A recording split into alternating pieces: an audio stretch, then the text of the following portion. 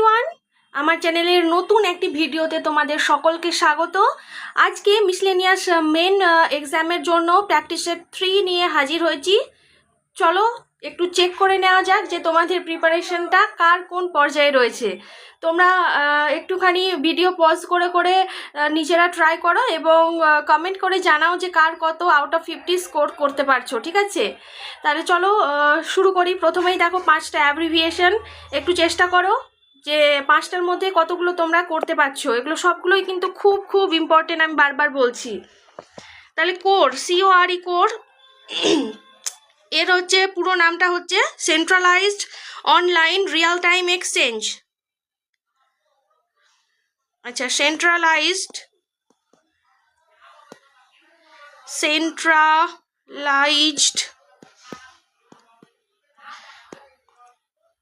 Online real time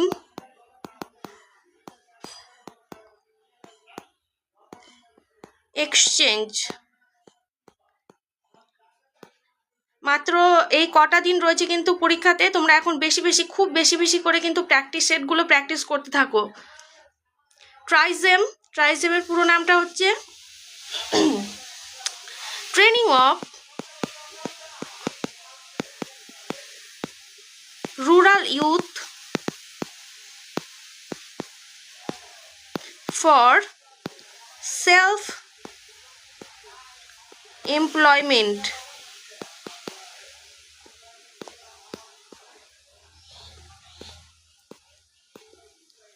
star, এরপরে দেখো স্টার্সের পুরো কথাটা হচ্ছে তোমার satellite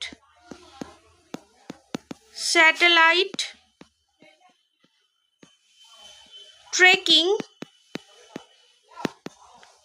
and ranging station.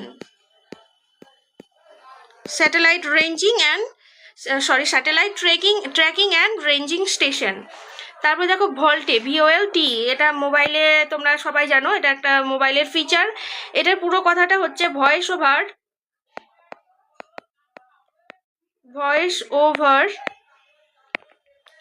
Long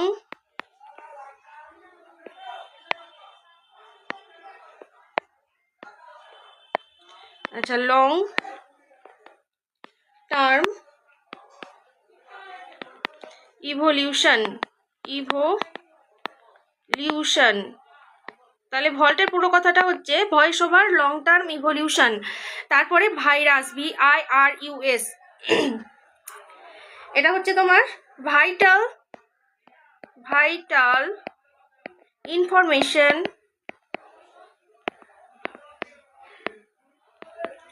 resource under seize. Vital information resource under সিজ, ঠিক আছে? এই গেল 5টা ইম্পর্টেন্ট অ্যাব্রিভিয়েশন। আমাকে অবশ্যই কমেন্ট করে জানাও যে 5টার মধ্যে তোমরা কটা করতে পারলে। এরপরে দেখো 5টা গুরুত্বপূর্ণ স্কিম। প্রথমে রেখেছি আলোশ্রী স্কিম। এটা হচ্ছে আমাদের স্টেট গভর্নমেন্টের একটা স্কিম, এটা এসেছিল হচ্ছে 2018 সালে, আলোশ্রী স্কিম। তারপর ন্যাশনাল হেলথ মিশন হচ্ছে 2013 সালে। তারপর ন্যাশনাল রুরাল ডেভেলপমেন্ট প্রোগ্রাম, খুব important, national rural development programme 1980। তারপরে দেখো সম্পূর্ণ গ্রামীণ রোজগার যোজনা, খুব ইম্পর্টেন্ট, 2001। আর ইন্দিরা আবাস যোজনা 1985-তে আসে, ঠিক আছে? তাহলে এই গেল 5টা কিন্তু স্কিম। আমাকে এটাও জানাও যে এই 5টা স্কিমের মধ্যে কটা কিন্তু করতে পারলে তোমরা, ঠিক আছে? তারপরে দেখো, তারপরে হচ্ছে একটা 5টা সেটের একটা হচ্ছে কারেন্ট অ্যাফেয়ার্স জিকে থেকে কোশ্চেন। প্রথম কোশ্চেন দেখো, where was the Sagar Kavach exercise conducted in 2025 by Indian coast guard? তাহলে সাগর কবচ এক্সারসাইজটা 2025-এ কোথায় হয়েছে? ইম্পর্টেন্ট খুব, এটা হচ্ছে আমাদের পশ্চিমবঙ্গ।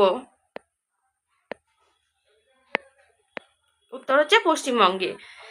সেকেন্ড কোশ্চেন দেখো, recently which state assembly passed a bill to raise the minimum marriage age for women from 18 to 21 years. তাহলে মিনিমাম ম্যারেজ এজ মহিলাদের ক্ষেত্রে 18 থেকে 21 করেছে কোন state?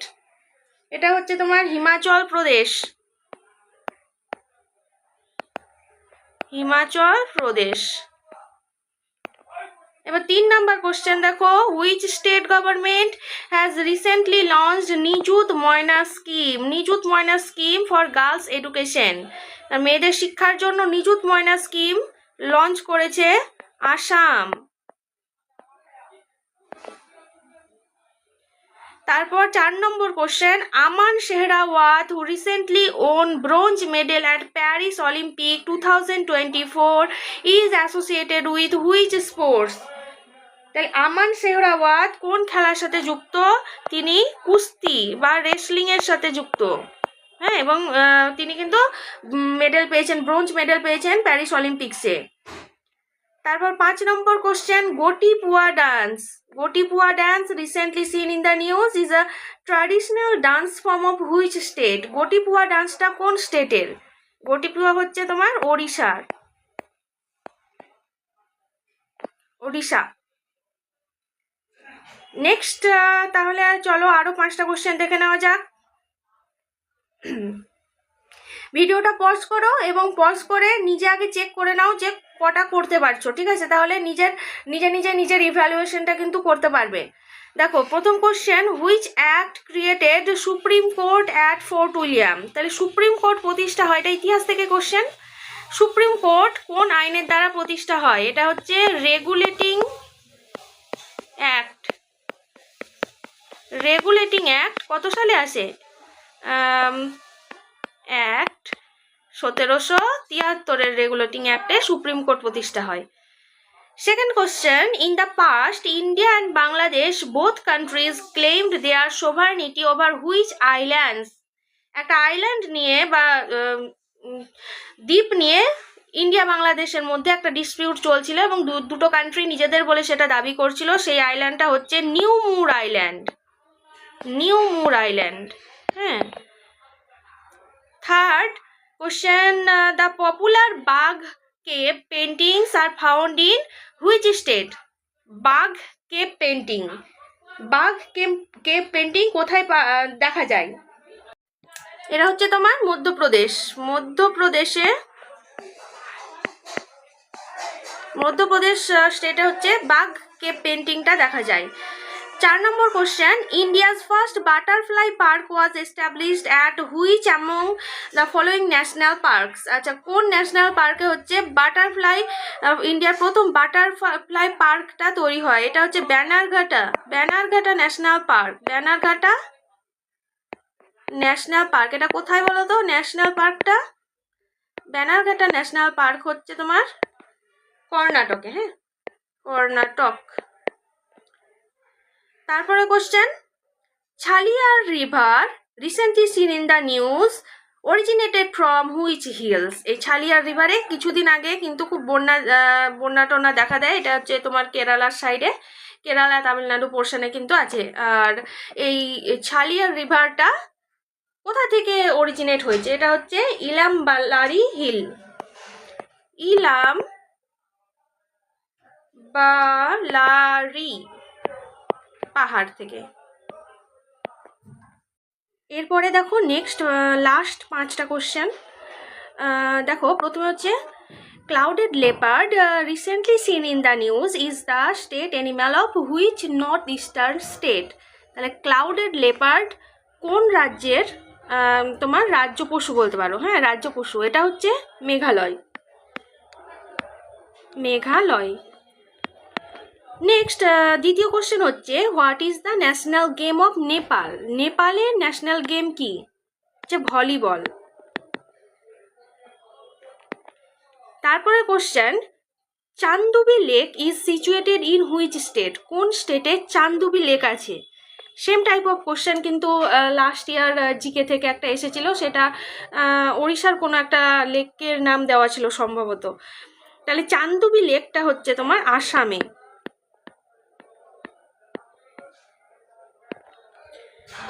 Are the first biosphere reserve of India is? ভারতের প্রথম biosphere reserve কোনটা? এটা হচ্ছে নীলগিরি বায়োস্ফিয়ার রিজার্ভ, ঠিক আছে, নীলগিরি বায়োস্ফিয়ার রিজার্ভ। আর আজকে লাস্ট কোশ্চেন, একটা বই আ মিলিয়ন মিউটিনিজ নাও বইটির রচয়িতা কে? এই মিলিয়ন মিউটিনিজ নাও বইটির রচয়িতা হচ্ছেন V.S. নৈপাল। তাহলে এই লাস্ট পোর্শনটা মোটামুটি তোমার স্ট্যাটিক জিকের ওপর দিয়ে গেল। তাহলে 50 নাম্বারে এই গেল একটা আমাদের তৃতীয় নাম্বার সেট। এরকম আরও অনেক সেট আসতে চলেছে, তো তোমরা ইন্টারেস্ট শো করলে তবেই আমি কিন্তু সেটগুলো নিয়ে আসব। আমাকে কমেন্ট করে জানাও যে তোমরা কেমন লাগছে কোশ্চেনের সেটগুলো এবং কত স্কোর করতে পারছো, ঠিক আছে? তাহলে আজকে এই পর্যন্তই, দেখা হচ্ছে আবার একটা অন্য সেট নিয়ে।